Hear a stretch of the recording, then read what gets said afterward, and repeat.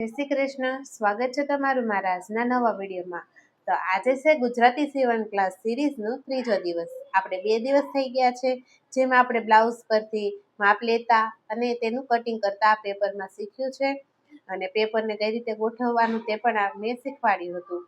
તો આજે હવે આપણે શીખવાનું છે સ્લીવ્સનું કટિંગ, અને પછી આપણે કાપડ ઉપર કઈ રીતે રાખીને કટિંગ કરવું તે. અને જો અત્યારે તમે જો આ બધું ડ્રો કરી દીધું છે, જેમ ફર્મ આપણે કટિંગ કર્યો હતો તે બેઠો રાખીને આ રીતે ડ્રો કરી દીધો છે, અને ગોઠવવાનો કઈ રીતે એ પણ મેં તમને શીખવાડી દીધું છે. હવે આ ફરમાને મેં બેઠો ડ્રો કરી દીધો છે, તો આનું આપણે કટિંગ કરી લઈશું.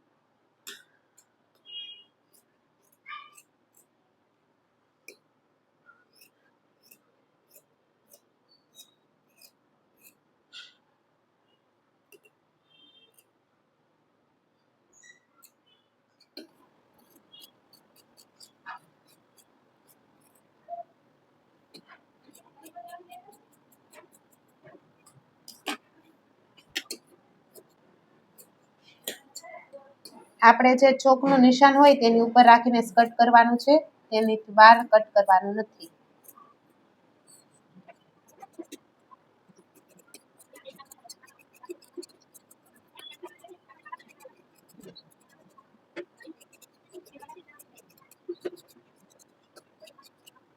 તો આ રીતે આપણે બનાવેલા ફરમા પરથી બ્લાઉઝનું કટિંગ કરી દીધું છે. હવે આપણે સ્લીવ્સનું કટિંગ કરવાનું છે. આમાં જે સ્લીવ્સ છે એ ટૂંકી છે, તો આપણે એને શાર્પ ફોલ્ડ કરવાના છે. તો અત્યારે આ 2 ફોલ્ડમાં કાપડ છે, આ રીતે ફરી એકવાર વાળી દઈશ એટલે શાર્પ ફોલ્ડ થઈ જશે. આ રીતે વાળશું. ટૂંકી બાંય છે એટલે આ બધું કાપડ નહીં જોઈએ, એટલે આપણે જેટલું જોઈએ એટલું જ કાપડ વાળવાનું છે.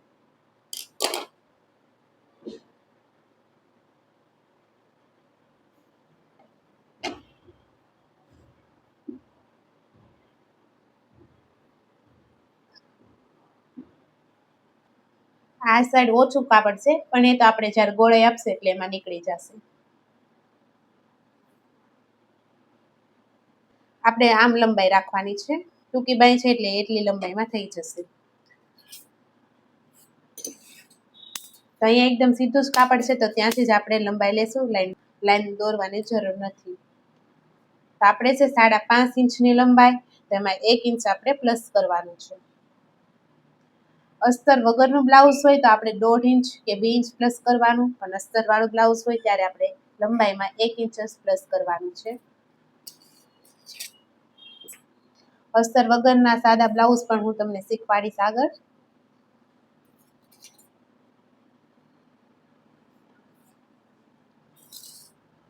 હવે આ જે લાઈન છે એ લાઈન ઉપર આપણે આર્મોલનું માપ લેવાનું છે, આર્મોલની ગોળાઈનું માપ.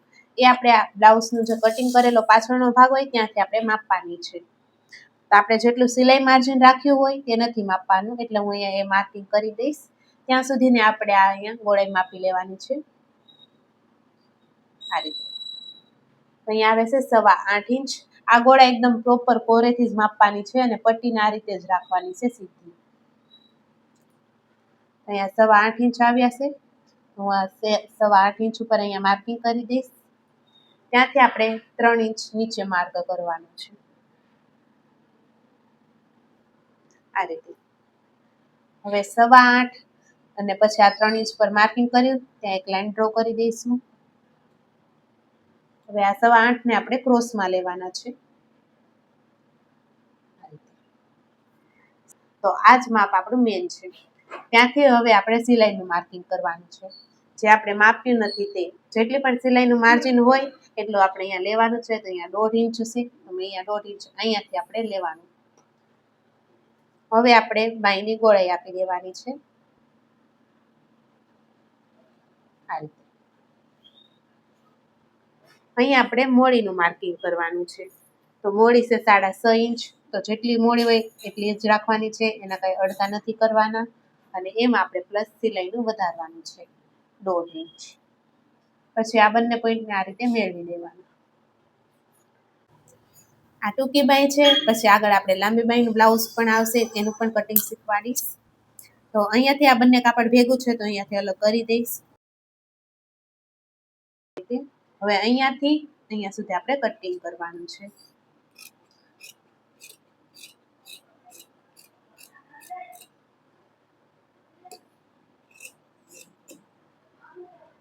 અહીંયા સેન્ટર પર આપણે કટ લગાડી દેવાનું.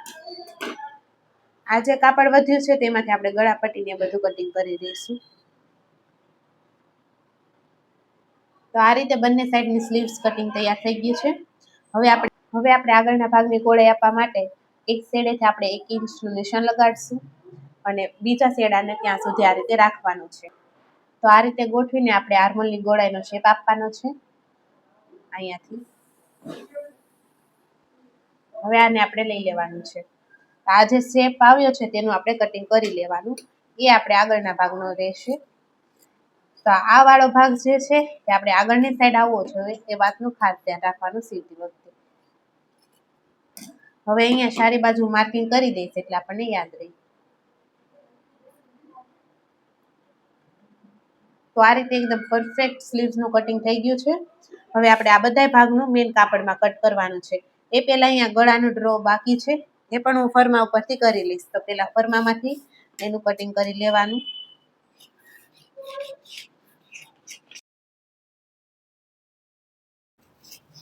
ફરમામાંથી તો આપણે ત્યારે કટિંગ કર્યું છે, પણ જ્યારે મેન અસ્તર ઉપર આપણે જ્યારે સીવીએ ને પછી જ કટિંગ કરવાનું છે.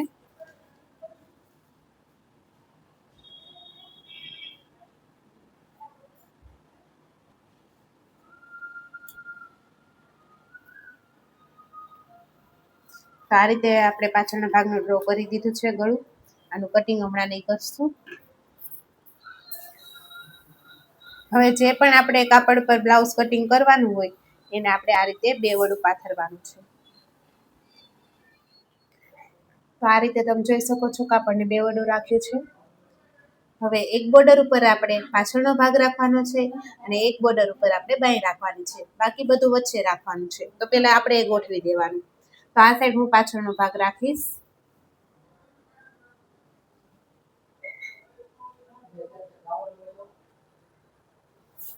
આ બોર્ડર ઉપર આપણે આ રીતે સ્લીવ્સને ગોઠવી દઈશું. આ રીતે આપણે સાઈડના યોગ પટ્ટાને અહીંયા આ પટ્ટો રહી જશે અને આ જે જગ્યા વધી છે ત્યાં કટોરી.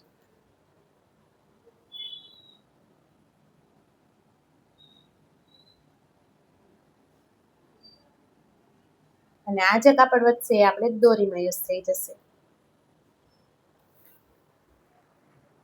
હવે જ્યારે પણ આપણે મેઇન ફેબ્રિક ઉપર કટિંગ કરીએ ત્યારે કાપડને થોડું એક્સ્ટ્રા જ કટ કરવાનું છે, કારણ કે કાપડ થોડું વધશે તો એને આપણે પછી કટ કરી લેવાનું, પણ ઘટવું ના જોઈએ. હવે આપણે આને ફરતો આ રીતે કટ કરી દઈશું ગોઠવીને.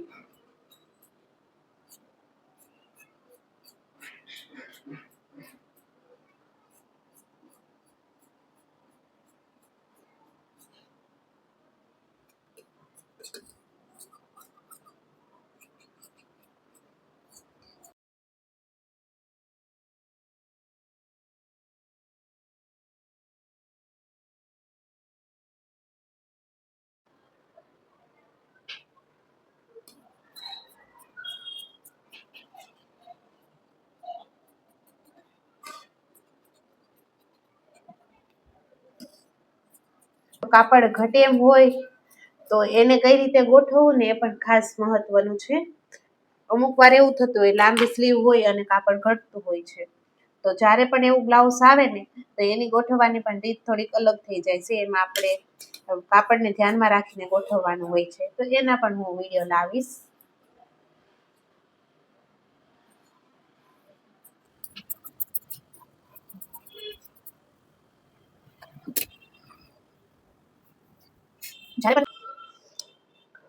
જ્યારે આવા કાપડનું બ્લાઉઝ હોય ને તો આમાં બંને સાઈડ આપણે જોઈન્ટ લગાડવાનું આવે છે, કારણ કે આમ જે કાપડની લંબાઈ હોય એ ટૂંકી હોય છે. તો આપણે જ્યારે પણ જોઈન્ટ લગાડવાનો સાંધો મારવાનો આવે તો કોઈ પણ એક સાઈડ સાંધો નથી મારવાનો, બંને સાઈડ મારવાના છે. બંને સાઈડ મારશું તો એ ફિટિંગમાં જતો રહેશે, પણ જ્યારે કોઈ પણ એક સાઈડ મારશું ને તો એ બાયમાં દેખાશે. તો જેમ બને એમ આપણે બાયમાં દેખાય નહીં ને એ રીતે આપણે સાંધો મારવાનો છે. તો આપણે બંને સાઈડ આપણે અહીંયા સાંધો મારશું, જોઈન્ટ લગાડશું. તો જે પછી કાપડ અહીંયા વધે છે તેનું જ આપણે અહીંયા બંને સાઈડ જોઈન્ટ લગાડવાનું છે. એ પહેલા આપણે આ કટિંગ કરી લેવાનું.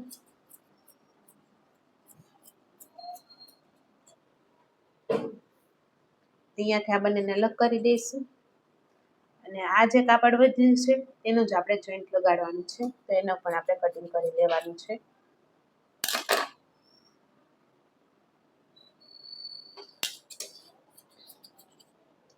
અહીંયા આપણે બંને સ્લીવ્સના સાંધાનું પણ કટિંગ કરી દીધું છે. હવે આ જ રીતે આપણે બધા ભાગનું કટિંગ કરી દીધું છે. આને હવે આપણે પહેલા અસ્તર ઉપર બધા ભાગને જોડવાનો છે અને ત્યારબાદ આપણે બ્લાઉઝનું સ્ટિચિંગ કરવાનું હોય છે.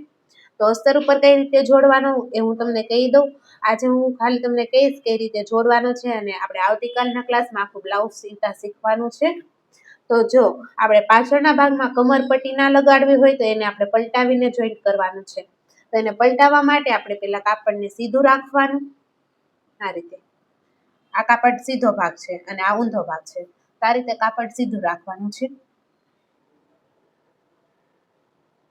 તેના ઉપર આપણે અસ્તરને રાખવાનું અને નીચેથી પલટાવવા માટે આપણે અહીંયા 1/2 ઇંચના ગેપમાં સ્ટીચ લગાડવાની અને પછી એને ધાર સિલાઈ મારીને અંદરની તરફ અસ્તરને વાળી દેવાનું છે, એટલે એ પાછળનો ભાગ પલટી જશે.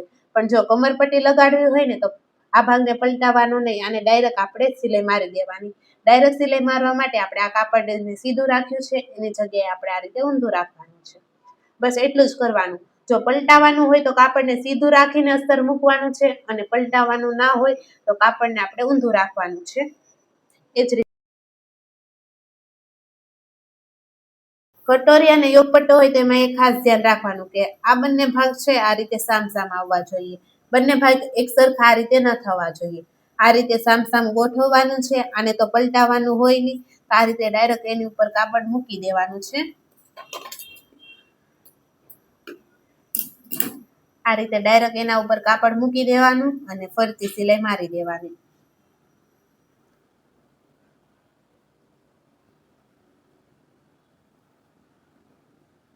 આ રીતે બંને ભાગને સામસામા રાખવાના છે. આ નીચેનું કાપડ ઊંધું છે, તેની ઉપર આપણે અસ્તર મૂકવાનું છે. એ જ રીતે આપણે યોગપટ્ટાને પણ સામસામા રાખીને જ જોઈન્ટ લગાડવાના છે. અને જે નીચેના પટ્ટા છે તેને આપણે પાછળના ભાગની જેમ પલટાવવા હોય તો પલટાવી દેવાના. યોગપટ્ટાને અને સ્લીવ્સને પલટાવી દેવાનું છે. સ્લીવમાં પહેલા આપણે જોઈન્ટ લગાડવાનું છે, સાંધો મારીને પછી પલટાવવાનું છે. આ રીતે સામસામા રાખીને પછી પલટાવવાના છે. આ રીતે ગોઠવી દેવાના અને જે નીચેનો ભાગ હોય ને સીધો ભાગ ત્યાંથી આપણે પલટાવવાના છે.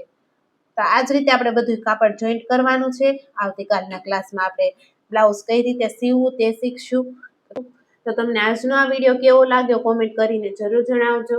આ વિડીયો પસંદ આવ્યો હોય તો વિડીયોને લાઈક કરી દેજો, શેર કરી દેજો અને આવા વિડીયો જોવા માટે ચેનલને સબસ્ક્રાઈબ કરી દેજો. આપણે આ ગુજરાતી સીવણ ક્લાસની સિરીઝ કન્ટિન્યુઅસ રહેશે, તેમાં તમને બધું જ શીખવા મળી જશે.